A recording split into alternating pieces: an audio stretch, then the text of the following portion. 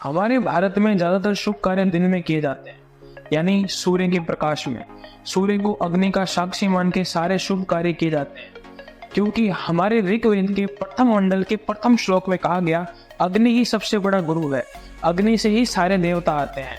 परंतु हमारे भारत में सबसे बड़ा शुभ कार्य यानी शादी रात के समय क्यों किया जाने लगा, आइए जानते हैं इस वीडियो में। शादी जैसा महत्वपूर्ण शुभ कार्य भी भारत में रात्रि को होने लगा। इसके पीछे हमारे सामने दो तर्क आते हैं, जिसमें पहला तर्क ये कहता है, प्राचीन काल से मुगल शासक आने तक भारत में विवाह दिन में ही हुआ करते थे, परंतु मुगलों के आक्रमण के कारण भारत के हिंदुओं को उनकी परंपराएं विवश होकर तोड़नी पड़ी। मुस्लिम आक्रमणकारियों द्वारा भारत पर अतिक्रमण के बाद हिंदुओं पर बहुत अत्याचार किए जाते थे। ये आक्रमणकारी हिंदुओं के विवाह के समय वहां पहुंचकर लूटपाट मचाते थे।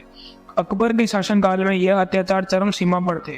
मुगल सैनिक हिंदू लड़कियों को बलपूर्वक उठा लेते थे और उन्हें अपने आकाओं को सौंप दिया करते थे।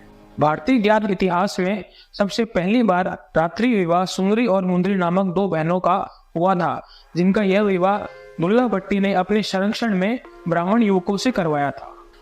उस समय दुल्ला भट्टी ने अत्याचारों के खिलाफ हथियार उठाए थे और हिंदू लड़कियों को मुगलों से बचाकर हिंदू लड़कों से विवाह करवाया था।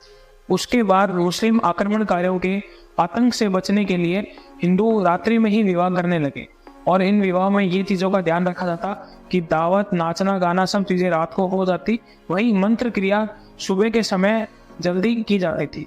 रात्रि में शादी की यह परंपरा पंजाब से स्टार्ट हुई और इसका अंत भी पंजाब में हुआ। वहीं फिलौर में जब रणजीत सिंह जी का शासन आया तो उन्होंने अपने सेनापति हरि सिंह जी नलवा को सनातन वैदिक परंपरा अनुसार दिन में खुलेआम विवाह करने और उनको संरक्षण देने की घोषणा की। हरि सिंह नलवा के संरक्षण में हिंदुओं ने दिन दहाड़े बैंड बाजे के साथ विवाह शुरू किया। तब से पंजाब में फिर से दिन में विवाह शुरू होने का प्रचलन शुरू हुआ।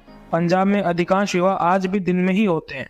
पंजाब के बाद अब महाराष्ट्र, तमिलनाडु और दक्षिण पूर्वी भारत के लोग भी अपनी जड़ों की ओर लौट रहे हैं। अतः यहाँ देखा जाता है कि दिन में ही विवाह होने की परंपरा वापस से शुरुआत हो चुका है। हरि सिंह नलवा ने मुसलमान बने हिंदुओं की घर वापसी करवाई, मुसलमानों पर जजिया कर भी लगवाया और साथ ही हिंदू धर्म की परंपराओं को स्थापित किया। इसलिए इन्हें पुष्यमित्र संघ का दर्जा भी दिया जाता है। आर्य समाज के संस्थापक स्वामी दयानंद सरस्वती जी ने भी अपनी पुस्तक सत्यार्थ प्रकाश में हिंदुओं की रात्रि विवाह का खंडन किया। उनका भी यही मानना है कि हिंदुओं में विवाह दिन में ही संपन्न किए जाने चाहिए। हिंदुओं में रात्रि में विवाह होने का एक तर्क यह भी सामने आता है कि जब रात्रि में ध्रुव तारा निकलता है तो उसकी छाया में विवाह होने से रिश्ता लंबा चलता है। परंतु रात्रि में विवाह होने के बावजूद भी आज के समय यह देखा जाता है कि भारत देश में डाइवोर्स रेट बढ़ती जा रही है। वहीं तर्क नंबर 1 की बात करें तो मुगल शासन वाला दर काफी हद तक सही लगता है।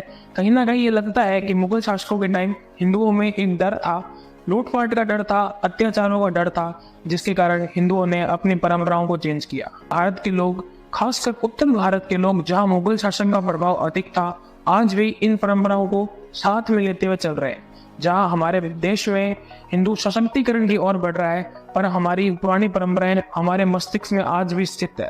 अब नम्र निवेदन है आप लोगों से कि इन परंपराओं के बारे में सोचिएगा और इन पे अवश्य विचार कीजिएगा और अपनी वापसी दूरी पर लौटिएगा।